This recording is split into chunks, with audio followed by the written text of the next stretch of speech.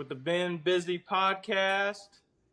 We uh, we tried to actually do this episode in the same room, and we realized we are lacking some of the much needed equipment to make it look proper and not silly.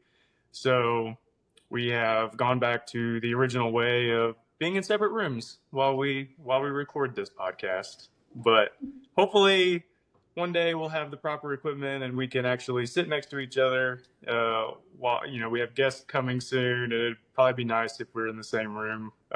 So we got to work on that. We'll get there. We'll get there.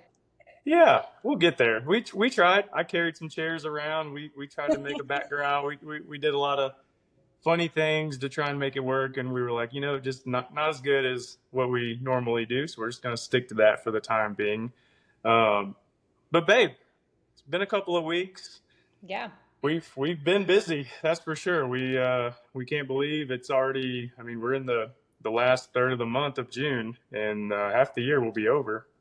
It's wild. I think like I was like talking to someone this morning and I said, well, when it's the end of the month, and Chris is like, it is the end of the month almost. And I was like, okay, well, um, yeah, we're definitely flying. Time. Summer seems to always go so fast for me for some reason. I don't know why summer is like so crazy. We've switched up some of our routines too. And so I think that's just kind of made it seem like our days are very full, and like I said, changing up our routines, it's not as something that we were doing like in the wintertime, and it feels like the days just are flying by right now. So super excited to connect today.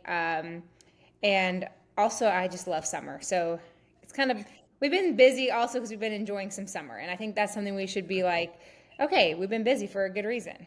Yeah. No, we had CMA Fest here in Nashville. Can't believe that was a couple weeks Yep. ago. Arkansas was playing in the regionals and super regionals and the College World Series, and unfortunately, the Heartbreak Hogs struck again, and so they're out. But we were basically like they had to win to keep playing. So our Yep. next day was all evolving. Our schedules Yeah. evolved around Arkansas won or not, and as they kept winning, we just kept pushing things back, things back, so that we could watch the game, which was fun. Yeah, it And was a wish we were, blast. yeah, wish we were still doing that, but that's okay. We got the NBA Finals, Game Seven, Yep. uh, Oklahoma City Thunder, Indiana. So that'll be good. We've got a lot of WNBA action, and then football will be here before we know it, and we'll have a lot of fun to talk about there too as we're planning our fall already for some of that. But today's episode is going to be focused on you, babe. And we did an episode a while ago where it was about like your official diagnosis of being a type Correct. 1 diabetic. Um, but a lot of people, we kind of went from it was like nothing, okay, you're diabetic, and people still had a lot of questions, and there's still a Yeah. lot of questions and details to kind of put out there. And so, um, just kind of wanted to go through in a little more detail some of the day-to-day things you're having to do, Yeah. some of the stuff you've learned, and some of your like past medical challenges that you've had to work through to get to where you're at now. I mean, you're crushing it. You're People see you in the gym and they think what you're doing is so easy. And me as your husband, I see how hard it is for you every day to make it look that easy. And so we were like, we should kind of go into more detail about what all this looks like, and just kind of share an update. Even, Yeah. we're at the 6 month mark. 6 months ago is when you were in the hospital. Is that not crazy? It's wild. We actually were really fortunate this morning. We had a little surprise outside our window. There was about 10 fire trucks parked on our street. And Chris was like, what is going on? There was no lights, so they were just parked. And we went out there and they were doing kind of like some training in our neighborhood, how to handle like fires and difficult situations with small driveways and different things. And we talked to the fire department and just like shared how thankful we were. And I said exactly 6 months ago, the team that's just down the street here from us took good care of me. And I will never forget that moment. Like I tell people the story. I think there were seven of them. There may have been five. Who knows? But there was quite a few people in my house. And I just have never been so thankful for the fire department.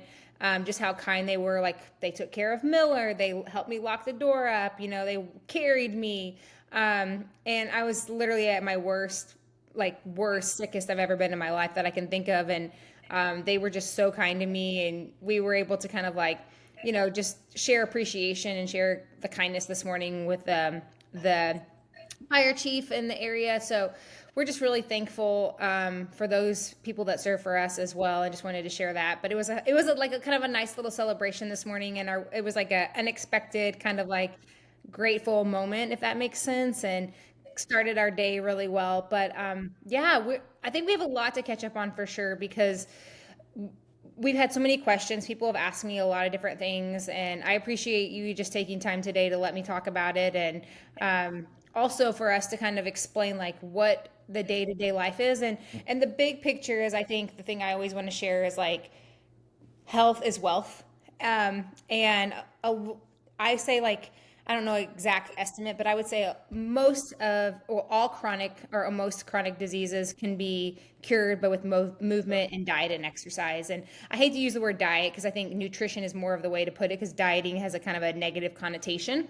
But I say that today because I hope I can inspire some people and share a little bit about like some of the things I have overcome and overcoming right now, but also there's so much help and health and movement. So yeah, we'll talk about it today. Chris has been really sweet. We kind of forgot. I'm a type 1 diabetic, of course, but my journey starts a long time ago, actually, with my health. At 8 years old, I was diagnosed with a heart disease called SVT, which is supraventricular tachycardia. And I actually had ablation surgery when I was around, I think, of 13-ish. My mom and I were talking about it today. It's been so long ago. I was at the St. Louis Children's Hospital where they did an ablation surgery, and they were able to ablate all the areas in my heart, different atriums. We had different areas that they were able to ablate and take care of me when I was younger. So I started off born with a heart disease.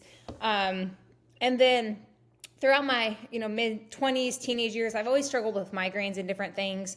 But again, nothing that I can like really say brought on anything. I was born with a heart disease, and it's not something that people are really talk a lot about. And I don't talk a lot about it actually to this day because I'm very thankful I was able to overcome that. But now, with the new diagnosis of being a type 1 diabetic, it really just shows like a history of overcoming some difficult situations that have happened in my life and difficult health issues. Yeah, and I mean we kind of forgot about the heart situation ourselves. Something where it was like, oh, we've never even, because you're doing well, and Thank you. again, but it was something that you've had to battle, and you're the healthiest person I know, but there always is something where you're like, golly, like why is this affecting me this Yeah. way? And there's other friends that too, same way, healthy, and there's just Yep. things that come up with certain people, and others you're like, they eat a certain way, they don't do anything, but they don't have health issues. And it's just, Yeah. it's frustrating and confusing for sure. But kind of go through, I want to kind of start here. So obviously, like you had the heart issues. Correct. Um, Thankfully, you've overcome that. I think, again, I was kind of hinting at it when we started this, was just how easy you make this look a lot of times. And again, people see pictures and they see you work out, and they don't see all the stuff you're having to do at home before you go out, and you do a pretty good job. We go out, we do things, we act like, it's we handle the challenge so that we can have the fun. But kind of give a daily description of like what you have to do in the morning, what you're Yep. doing throughout the day, what you have to do at night, what you have to track. Yep. It involves needles, it involves you can't make a lot of mistakes. Something Yeah. bad could happen. So just kind of give it like a description of the daily challenges that you have and things you have to keep up with. Yeah. So just as a kind of like refresher, type 1 means I am not producing insulin. So my body truly cannot break down sugars, carbs very well in my body. And I am a hypo, so I have um, high blood sugar typically when I am going through a meal or eating any carbs at all. I typically, like I share with a lot of people, I spike around 5 to 8 carbs. If I have more than 5 to 8, you're going to see a spike in my blood sugar pretty quickly. Um, and I have to manage every meal. I manage everything I eat, when I eat, how I eat it. And what I mean by how I eat it is I mix a lot of my carbs, if I eat carbs, with fat to help slow down the process. But my day to day has changed quite drastically since we've been together, for sure. I wake up and the first thing I do is I immediately check my blood sugar. If I wake up in the middle of the night, I check my blood sugar immediately. And I'll kind of talk about the evenings in a minute here. But first things first, I track my fasting glucose typically in the mornings, and my goal is for it to be under 140. Most people average, like the average person who doesn't have issues with insulin or with blood sugar, are typically between like 60 to 110, 70 to 110, which is really healthy. I average a little higher than that, of course, with insulin, but we're working on getting it down and keeping it at a healthy place.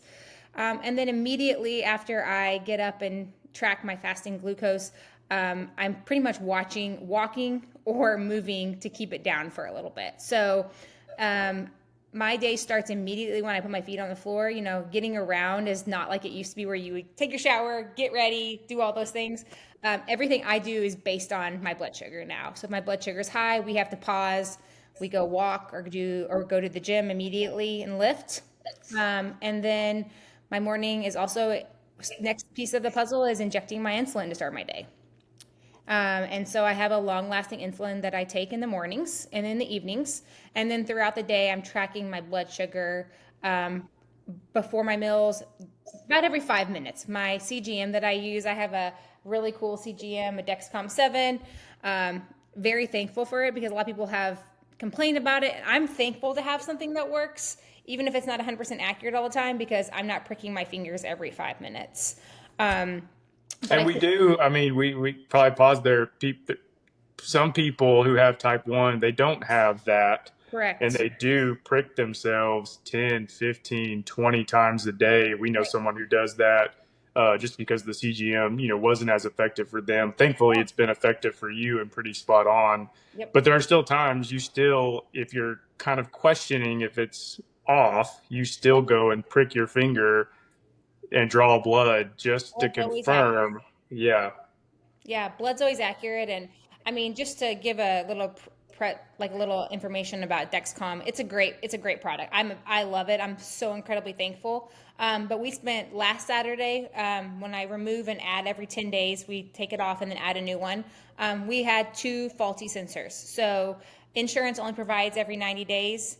Each one lasts 10 days, so you get nine every 90 days. So there's no wiggle room for error. Dexcom is an amazing company, and they do work really hard to get you a replacement immediately if it breaks but it is very finicky. The needle can break very easily. And we had two faulty Dexcoms, and we had no backup. And we were like, "Dear Lord, please let this third one work because we have to be able to keep this. I mean, it's essential for my life." Yeah. And Well, we just like it, how an example of how it can just interrupt, like it didn't interrupt us, but like we're getting ready to watch a game, we've got food ordered, like yep, any other time before this, that's not a worry. We get to right, just do whatever we want, we can go whenever we want. This time it was like, oh gosh, we spent 30 minutes trying to rip off Dexcoms, reapply Dexcoms. It takes so much time before it tells you if it's working or not. yeah, And it's we're very just like confusing. going up and down the stairs trying to call Dexcom to let them know it's faulty because they need to hurry up and send replacements because we're going to run out. Yep. So we're just like, oh my, it's never a convenient time, No. but you have to make it. You have to do it. So Yeah. it's interesting. It's really, we've I used to be so speedy. I mean, if people knew me if I when I coached, like I could be anywhere. I was ready to roll. Now I have to pause a lot. And I have to pause because taking care of my blood sugar is life. And I spent an hour and 20 minutes, I think is what I tracked last Saturday in the bathroom working with Dexcom, working with getting my sensors to work because they were not working, so they actually like warm up and then they will tell you if they're not working. And so it's a long process, and I can't go anywhere, I can't do anything without being able to have my CGM on me typically. Yep. And I still check my blood at least probably 1 to 2 times a day if they see me regular. If it seems really low or seems really high, I still use a blood glucose monitor to check and prick my fingers as well. Yep. And you inject your insulin shot in your stomach. Correct. Sometimes the needles can be a little longer than normal, and Yep. that is not fun. Other times they're the right size. Still not fun. We're kind of at the mercy of what's available Correct. at our at where we Pharmacy. go pharmacy, to get everything. And so sometimes they have what you need. Sometimes you got to go other places, but it's all stuff you have to have at any given time. And I mean, we've done a little travel now. We have some more, but we have travel cases, and you've Yep. got a cold travel mug that carries the insulin. And so there's a lot of like planning that goes into any trip now too, because you've got to have your supplies. And like a Dexcom, if one's gonna run Yep. out of time on a trip, you got to make sure you have a backup, probably two backups in case Yep. one doesn't work. So yeah, it's a lot of to keep up with. And again, I see you do it on a daily basis. You get up, you got, we have a cool little pink mini fridge in our bathroom, little dolly style.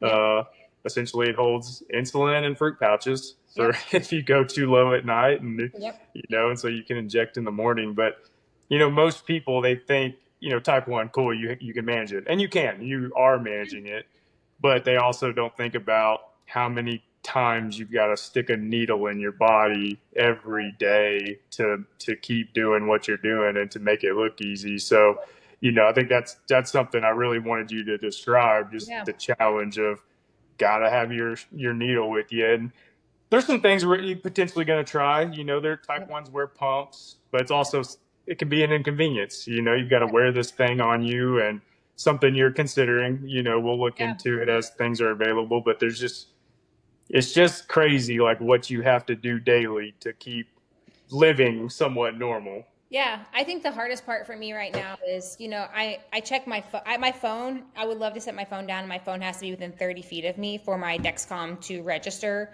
And so I feel like I'm constantly having my phone with me, carrying my phone with me. I carry around now kind of like a running belt a lot of times, so people will see me, like if I'm doing something active, I will wear my running belt on me and just go with it. When I did high rocks, I wore my running belt. The hard part for me is injecting. It never gets it's easy. I do it now like without thinking. Sometimes a little too much without thinking, but the needles, like if you hit a blood vessel like I did the other day, that's going to cause about a 2 or 3 minute delay of cleaning up some blood. And I inject in my stomach, so it does get sometimes very tender, and it is very frustrating at times to inject in your stomach, just because even though that's where you do have a lot of body fat a lot of times. And my goal is, of course, being more muscular every day. So it is a little bit difficult as well, and very painful at times, especially if you have an 8 millimeter needle over a 4 millimeter needle. So, Yeah, um, we've opened up one of those boxes, and we were like, this needle's a little bigger than the other one.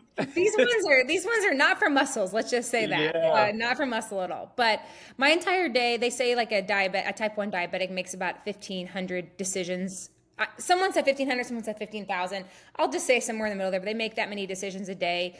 And when I'm working out, like I don't even think about the pain of lifting anymore, because I'm so focused on my breathing, or what's my blood sugar, or how is this going to make me feel when I get done? Am I going to be high? Am I going to be low? Do I need to check again? So a lot of things that were like normal things that I would do, I don't even stress about anymore, because I'm so focused on taking care of my blood sugar. Yeah. And then the way I eat snacks, I can't just go grab a snack, anymore. Everything is either very low carb, or I eat carbs still, of course, but I have to manage them and think about that. So anytime I have anything I have high, I immediately go inject a quick unit or two of insulin to make sure that my body can keep it at a good number, Which is another needle which is another needle. and Yeah. another shot.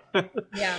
what What's some of the misconceptions Sure. about type 1 diabetes? We know a lot of people, unfortunately, type 2, but it just seems like the knowledge around type 1 is so minimal. A lot of Yeah. people just don't understand it. And we don't even understand it most of the time. We're like, there is no pattern, Yeah. there's nothing you've done to get it. You just Yeah. have it and you have to deal with it. But like, what are some of the misconceptions you hear and would like to kind of like, Yeah. I don't know, debunk or share? I love that. I think, first of all, the word diabetes can seem um, like a negative connotation. Even for me, I still when I say diabetes, I'm like, oh, it sounds so like I brought this on myself. Type 1s are 3 to 5% of people who have diabetes, actually. So there are type 1s, of course, type 2s, which are insulin sensitive. And then there's also a type 3 or a LADA, which is late adulthood diabetes, which could be somewhat of me as well, but I'm a type 1. So a little bit kind of tricky there. And then type 3 is actually what they're now calling Alzheimer's. There's a lot of research that type 3 diabetes is also related to blood sugar, and to Alzheimer's is related to blood sugar. So I have a lot of passion around learning about blood sugar and, sharing it with everyone. But the misconceptions I feel like are the hard part is people think that you brought this on yourself, or you look at me and you're like, you have diabetes? And I'm like, yes, it's an autoimmune disease. So we really have no idea what has brought it on. We have theories. The endocrinologists have theories, environmental things, environmental factors in our life growing up even could have affected us. The one thing that's a real mystery with my case is actually a lot of people are getting diagnosed older and older. So it's not just a childhood disease. And that's always been people like, oh, you're type 1, you just found out. And I was like, yeah, it's actually very common for adults to be a type 1 as well, and find out later in life. So there's a lot of research going into what causes it. But I think the bigger ask, or the big understanding is how can we heal type 1 diabetics? Because type 1s, unlike type 2s, there's no cure. And we are currently finding a lot of research about it, but still there's no cure for a type 1. So this is a lifelong disease. Um, and then the other misconception that I think is really hard for me is just I didn't bring this on myself. So it's like very hard for people to be like, oh, well, it's very manageable, right? I've had people say that to me. Oh, my dad has type 2, or my grandpa has type 2. And it is really disheartening to hear that, because that means their pancreas is still working, which is a blessing. My pancreas is not working, and my life does actually depend on the insulin. So I just have to kind of like let people have their own opinion, but I wish type 2 and type 1 were a little bit more understood, if that makes sense. Yeah. Like, yeah, it'd be cool if they just called it something different so that I know, people right? knew. It's so confusing. And there's just, a lot of people just aren't knowledgeable. We weren't. I mean, we Right, were, but we didn't know, and we didn't know what we know now. right. Just the challenges with it, and I've seen individuals with type 1, but I didn't know what they were having to deal with, and they were, Yeah, again, they were doing what you're doing. They were working hard to make it look easy and normal, and little did we know how much work that those people were having to do every single day. And right. now you have it. It's opened up conversations where we're like, man, wow, I had no idea like all this was involved here. Yeah, Um, I mean, even going to like we're playing in football games. We're over here trying to figure out what do we need to take into a football game so that what. But what is kind of funny is normally when you have a bag and you say you're a type 1, most people are like, okay, you're good, like there's no needles in question. there. I don't want to touch Yeah, it. Yeah. yeah. You got needles, cool. Like you're serious here. Yep. So, you got to laugh sometimes at it. But yeah, I mean, we were sitting here already, like, okay, we're going to this game. What do we need? Yep. Is it a clear bag? But you don't really want people to see needles. So like, what can we Yeah. take? It doesn't look, crazy, but yeah, I mean, everything we do has some. We've got to think about this now, and I'm glad you kind of went through the misconceptions. Again, we've had Yeah. a lot of questions where it's just like, well, you don't need any sugar. Well, yeah, that has nothing to do with it. Right. You didn't put yourself in the situation with a bad diet, and everyone who Yeah. knows you, like, duh, you eat really healthy and work out like crazy. Um, but it confused a lot of people Yeah. when you said you had diabetes, because they're like, how do you have diabetes? And it's like, okay, let's explain this again. Type 1 is different than type 2, and here's the Correct. reasons. And so, and I'm Yeah. sure we'll have to do this for most of your life, but And it's that's the beauty of it. I think education is key for everything, right? Whether you have cancer, whether you have type 1 diabetes. The positive though, and the thing that I always like to remind people is like, type 2, you can heal yourself, right? And the best thing I'm going to do as a type 1 is I'm going to try and continue to heal myself the best I can, but I will always have type 1 diabetes. And so once the pancreas, we just know the pancreas can never recover from the beta cells that are attacking it. And at this point, we just know our goal is to manage it the best we can. Diet and exercise help tremendously. Some days exercise doesn't help me. And so we know that as well. But I just ask and encourage everyone, get your 10,000 steps in a day. Like walking and keeping your blood sugar low is one of the most important things. And then I've been asked a lot too, like, what is so bad about having high blood sugar? And I think that's a really good like place for me just to share. Think of it as like your body is jello, or your blood becomes jello. And I think that was a good way for someone to explain it to me, one of my doctors. And when your blood becomes jello, things stop working, things stop moving, like your things, the blood stops flowing the way it's supposed to. That's just a really generic way of saying it.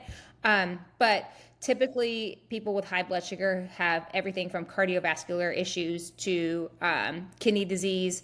And kidney disease is actually one of the main things that we're really focused on with my doctor right now.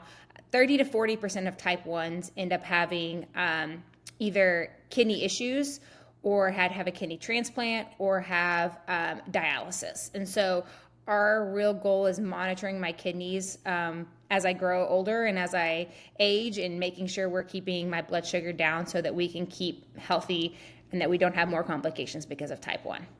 Yeah.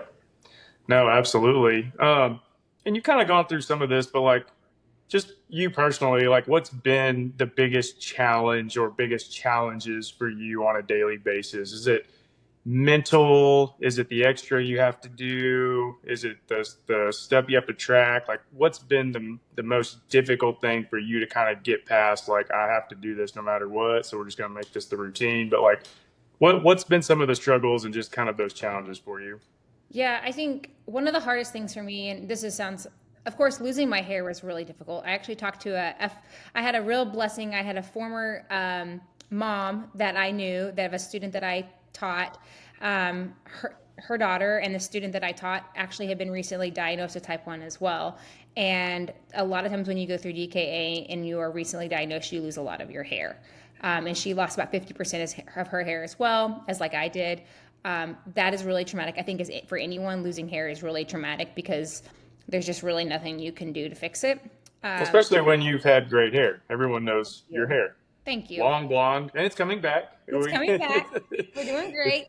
Yeah. But it is very challenging. It's really hard to watch. You have been nothing but a champ for me. Watch me. I mean, I'll be honest. Sitting in the bathroom floor, watching your hair fall out is it's pretty traumatic. It's not fun, and it was going on for a very long time, for 3 months. And so going through that was, of course, challenging. But I think overall, currently, where I struggle the most is injecting, or having to inject in public. That's something that's a little bit uncomfortable. It's you know, like, you don't want to inject in public because you'll make people feel uncomfortable, but then at the same time you're like, well, I have to do this, and it's also like, I need to do this right now, or it's going to be worse if I don't do this. And I think that's really been hard for me. And just like, being in a public restroom, I'm a germaphobe to begin with anyway, so those kinds of things kind of gross me out. So that's something to think about, and just constantly being like, I hate to say it, but like, shit, did I forget something today? And we've gone through those moments where we didn't have enough food, or we didn't have the right kind of food, or we didn't have enough insulin, or whatever it may be. So just, you can't prepare for sometimes what's going to happen. You can do the best you can. But for me, the challenge is like anybody, if you have a kid, or if you have a kid with type 1 diabetes, you plan, you do the best you can, you have discipline, and you try to have the best outlook for the difficult things that come your way. We just learn with type 1, like our endocrinologist says, they just don't know why it happens sometimes. And so you'll be low. I'm like, oh, I'm sitting low. And I turn around and I'm at 180. And we're like, oh my gosh, we're in trouble. So it's just do the best you can to prepare. It's made me really pause a lot. And everything that's going on, the chaos in life, sometimes I just like, I have to focus on this right now. So those are the biggest challenges I'm facing right now. And then mentally, it is really disheartening sometimes to, I see people at the gym or something, and I'm like, hang on, I need to go check my blood sugar. I'll be right back. And so just pausing and having to make the breaks that sometimes in life aren't always convenient. Yep. No, for sure. Yeah, and it's I know I'm pretty bad about sometimes, like, I just, like you like to say, I'm lolly dolly to everybody. Like, I can just go and I can forget to eat, or I can forget to do certain things, and I'm okay. You are, But yeah. it's made us like, well, it's made me too think about you and realize like, hey, we need to plan or we need to make sure we do this before we could go without and not really think about it. Um, but now, that is a focus of ours, and we're getting better at it. It's becoming normal. Yeah. So, well, what, kind of like spin this as kind of like, Yeah. I have kind of a final question now that you've dealt with this for 6 months now, and you're starting to actually, like you mentioned, a former student, some other people that are kind of, they're newly being diagnosed, Yeah. or people are worried they may have it because of some of the symptoms or Yep. effects that's happening to their bodies. What's like, I don't know, like some advice that you would give a parent whose kid just got diagnosed, or to a friend who just Yeah. got diagnosed, and know there's like, they're confused, you were confused, they don't know what to do, or they'll get better. But what can you share as, like, I don't know, advice that you Yeah. would kind of recommend and you could tell them? I think one of the coolest things about going through this whole journey, and I say cool because I really do believe like this happened for a reason. Like I'm supposed to have this to help other people. I'm supposed to show that you can go through tough things again and again and still be okay and still make it and still work out and be incredibly fit and still eat really well and not get disheartened about it. But I will say it's okay to have moments where you just feel like this isn't fair or this isn't right because you're human. And so I think like taking time to like, I kind of say grieve, but you kind of have to grieve. I had a grieve moment. I was really angry for like a couple weeks, and you and my mom especially were like, this isn't you, so get it together, and then when you're ready come back. And I'm like, I We did had to that. have some tough conversations. Yeah, Old but mom and hubby had to come in with some lay the hammer down, keep you going. it is very disheartening to find out that you have something that you have zero control of, and there are many of you out there that have similar things have happened to you where you have zero control over it. And once I kind of realized like, okay, I'm accepting of this, and it took me a little bit of time. Um, I realized I have a gift. I have a gift, and my gift is not only to help others, but it's to maybe to encourage somebody who's going through something really difficult. And I think that that's kind of how I look at it now: is I have a gift instead of a curse. And so take some time to grieve, and then realize there's a lot of really amazing things that can come from this. I feel like I have a better grip on my health than I've ever had. I was obsessed in a way, not to say in a bad way, but I loved learning about nutrition and health and all of these things. And I still had something happen to me, right? So like this is just going to motivate me to still do even better than what I did before. And I think that's a really cool way of thinking about it. And then the other thing I think is get some people around you who like actually like you see the day to day. You got to have somebody around you that sees the day to day. So if it's the mom and the dad, or if you have a friend or a grandparent or a sister or somebody that can just see what it's like to go through the day to day and connect with somebody else that has type 1. One of my former neighbors is a friend of mine. He'll be on our podcast soon. He's a type 1 diabetic, got diagnosed in his early 20s.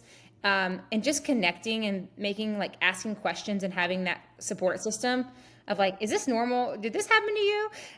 We get tickled all the time because you get a lot of really bad sweats.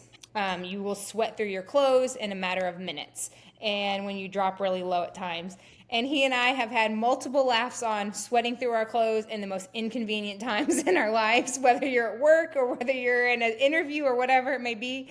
You can't help what your blood sugar does to you sometimes. So just being able to have a support system around you, I think is crucial.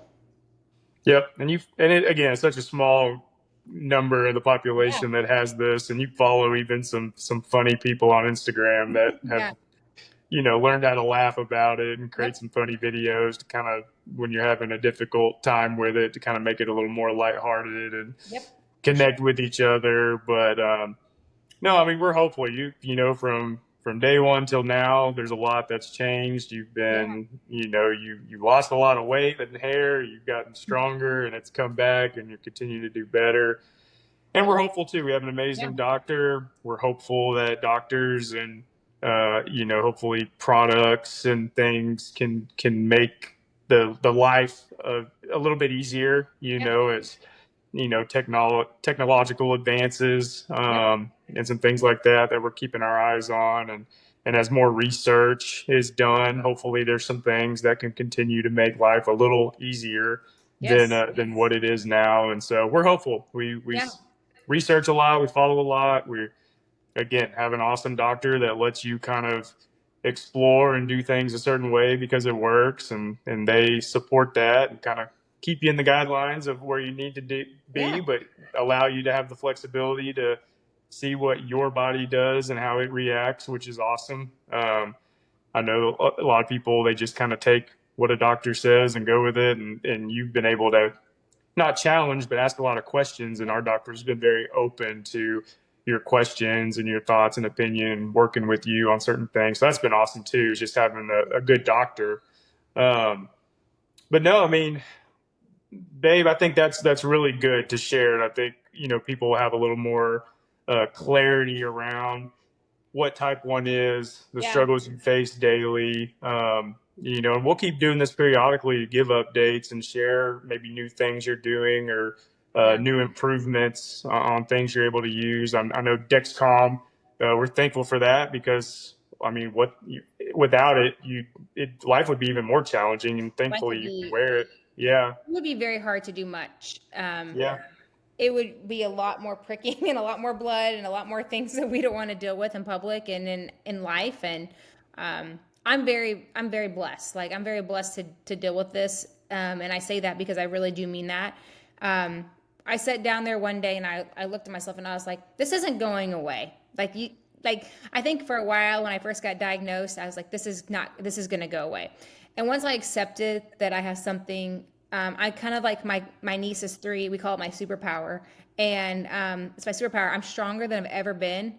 I'm in better shape than I've ever been in my entire life, and it's possible to do those things even with difficult things happening. And so I hope that it encourages you, whether you're having a bad day, whether you're fighting your own battles of your own. You can do very tough things through with very tough things going on.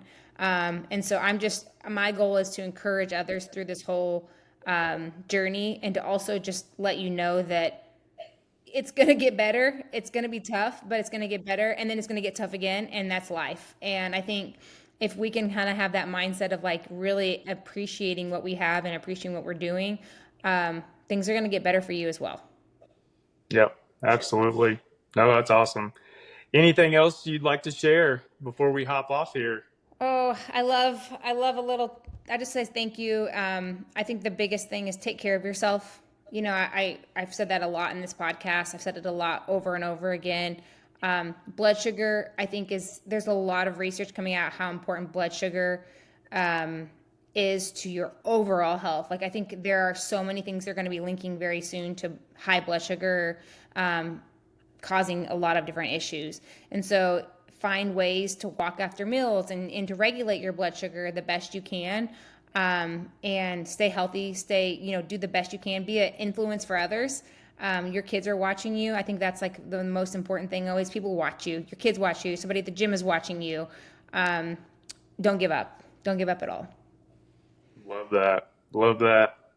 Well, it's hot. It's the weekend. I think we're gonna figure out. We've had a little pool time. May have to do a little Yeah. bit more, but no, I think this was a good episode, babe. Like she Thank said, you. Thanks for sharing. and we've got guests. We've got guests lined up. So we have some guests Super coming. They'll excited. be talking about some different things. We're gonna get some more going. That way, it'll just again give some more insight to different things we're interested in, what we're busy Yep. with, what others are doing in their lives. So we can't wait to do that. But no, good episode, babe, and we'll be back soon. Thank you. Thanks for letting me share. Peace.